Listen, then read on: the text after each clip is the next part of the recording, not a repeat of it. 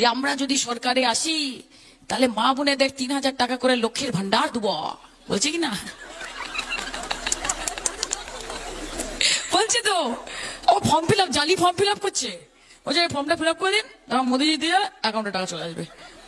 বলবে শোনো ভাই, যদি বাড়ি এসে বলে যে অন্নপূর্ণা ভান্ডার দেবো, আমাদেরকে ভোটটা দিয়ে দেবেন, বলবেন আগে 1,500 টাকা অ্যাডভান্স দাও দেখি।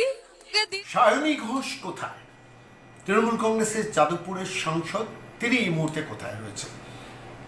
আপনারা কেউ জানেন? যদি জানেন আমাদের দফতরে জানাবেন। কিন্তু যেই ভিডিওটা দিয়ে আজকের এই প্রতিবেদন শুরু করলাম সেটা সায়নী ঘোষ এবং সায়নী ঘোষের বক্তব্য এবং নির্বাচনের আগে অন্নপূর্ণা ভান্ডারে বিজেপির সংকল্পপত্রে 3,000 টাকা ঘোষণা হওয়ার পর তাকে এইভাবে ব্যঙ্গ করতে দেখেছিল বঙ্গ জনতা। কিন্তু এই মুহূর্তে দাঁড়িয়ে তৃণমূল যখন সংকটে, 20 জন সাংসদ যখন বিদ্রোহ ঘোষণা করেছেন লোকসভার ফ্লোরে, রাজ্য বিধানসভায় যখন 80 জনের মধ্যে 60 জন বিধায়ক বিদ্রোহ ঘোষণা করেছেন, অচিরেই সেটা 64 হবে। প্রচুর জল্পনা চলছে ভালো তৃণমূলকে, খারাপ তৃণমূলকে।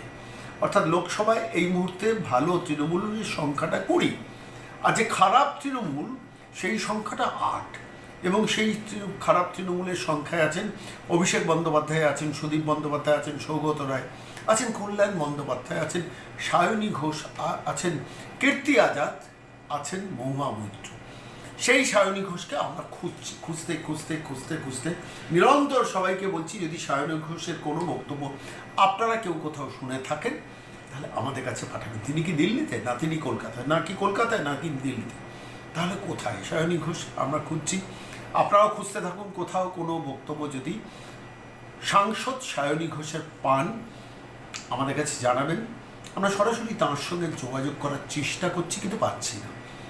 ফলত আজকে সন্ময় স্পিক্সে আমার মনে হলো সেই সায়নী ঘোষ নির্বাচনের আগে অন্নপূর্ণা ভান্ডারকে যখন সেই ব্যঙ্গ করেছিলেন, সেই ব্যঙ্গ বিদ্রুপের সেই দৃশ্যটা আপনাদের কাছে পেশ করব, অন্তত সায়নী ঘোষকে এই মুহূর্তে স্মরণে রাখার জন্য। তারপর যদি তিনি প্রকাশ্যে আসেন, তখন তিনি কেন এখনও খারাপ তৃণমূলে আছেন, কেন কবে মমতা বন্দ্যোপাধ্যায়ের সঙ্গ ছাড়বেন, কবে কাকলি ঘোষ দস্তিদারের সঙ্গে যাবেন, সেই নিয়ে আমরা চর্চা করব, বিশ্লেষণ করব। কিন্তু আপাতত চলুন সায়নী ঘোষ নির্বাচনের আগে যে ভূমিকাটা নিয়েছিলেন সেটাই ততক্ষণ দেখুন।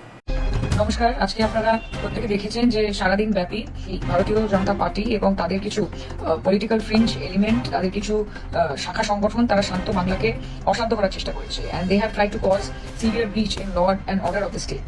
আমি এইটুকু নিশ্চিত যে আজকের এই আন্দোলনে, আজকের এই বিজেপির গুন্ডা বাহিনী যে তাণ্ডব চালিয়েছে, তারা কিন্তু এই আন্দোলনের গরিমাটাকে পুরোপুরি ধূলিসাৎ করে দিচ্ছে। আজকে একটা মুভমেন্ট, যে মুভমেন্ট থেকে সমগ্র ভারতবর্ষে হয়তো একটা পজিটিভ চেঞ্জ আসতে পারে। আমি হোপফুল যে আগামী দিনে সেই চেঞ্জ আসবেও। কিন্তু এই গুন্ডা বাহিনী, এই হুলিগানরা এবং এই ভারতীয় জনতা পার্টি, তারা একটা মুভমেন্টকে পলিটিক্যালি হাইজ্যাক করে তোমরা রাজনীতি করছে, এবং এই বন্ধ হচ্ছে তারই আরেকটি নমুনা। And they have continuously try to instigate and promote this administration. তাদের উপর পাথর ছুড়ে, তাদের উপর চড়াও হয়ে, কিন্তু পুলিশ অত্যন্ত ঠান্ডা মাথায় আজকে গোটা সিচুয়েশনটা হ্যান্ডেল করছে।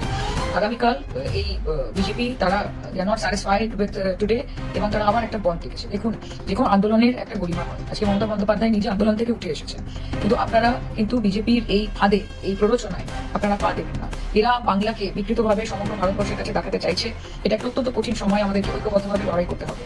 এবং আমি আপনাদেরকে এটুকু আশ্বাস দিতে চাই যে আমরাও বিচার চাই, একজন মেয়ে হিসেবে বিচার চাই, একজন সাংসদ হিসেবে বিচার চাই।